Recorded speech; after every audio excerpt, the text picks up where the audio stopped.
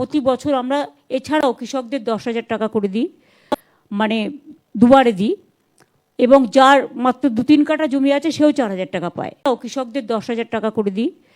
সব জেলা মিলিয়ে 14,794টি পরিবারকে মোট 161 কোটি 33 লক্ষ টাকা প্রদান করছি।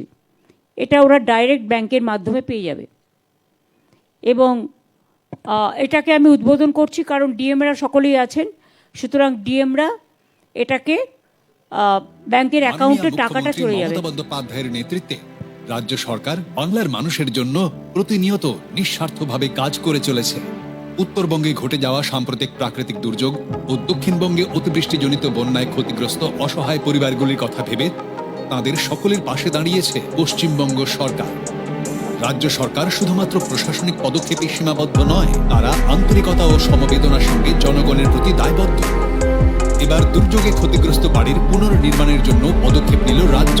সামগ্রিকভাবে ক্ষতিগ্রস্ত 11,555টি এবং গুরুতরভাবে ক্ষতিগ্রস্ত 3,239টি পরিবারের গৃহ পুনর্নির্মাণের জন্য প্রায় 161.33 কোটি টাকা আর্থিক সহায়তা মঞ্জুর করা হয়েছে। এটি শুধু টাকার অঙ্ক নয়, বাংলার জনগণের প্রতি রাজ্য সরকারের সামগ্রিক দায়বদ্ধতার অঙ্গীকার। 2 নম্বর হচ্ছে সময় মানে পাশে থাকার সময়।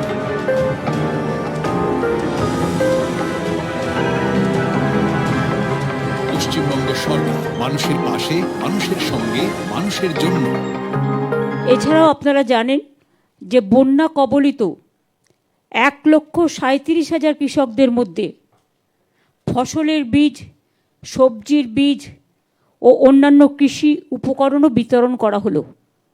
এটার জন্যও 10 কোটি টাকা খরচ হয়েছে। উদ্বোধন করে দিচ্ছি আমি। ডিএম এবং বিভিন্ন নেতা নেতৃবৃন্দ এবং জেলা পরিষদ তারা সবাই উপস্থিত আছে।